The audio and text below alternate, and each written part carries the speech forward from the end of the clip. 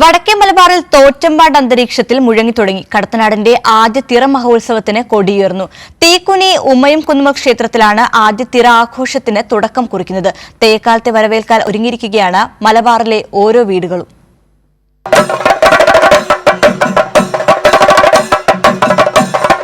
നൂറുകണക്കിന് ക്ഷേത്രങ്ങളിൽ തുടർച്ചയായി വിവിധങ്ങളായ തിറകൾ അരങ്ങേറുന്ന കാലമാണിത്.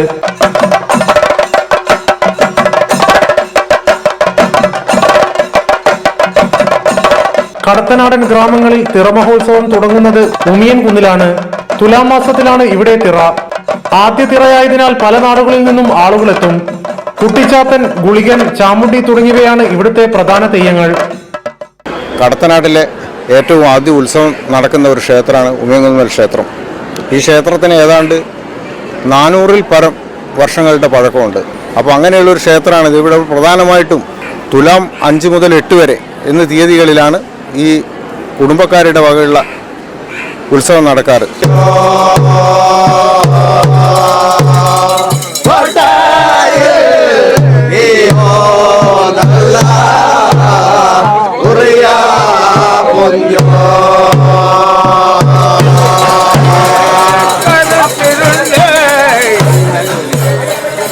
ഭക്തിപൂർവവും ആകാംക്ഷയോടെയും തിറകൾ വീക്ഷിക്കാൻ പറ്റുന്ന പ്രദേശം കൂടിയാണ് കാക്കുനിയിലെ ഉമിയൻ കുന്ന്. ഉമിയൻ കുന്നിൽ തുടങ്ങി കടമേരിയിൽ അവസാനിക്കുന്നതാണ് കടത്തനാട്ടിലെ തിറകൾ. കൈരളി ന്യൂസ്, കോഴിക്കോട്.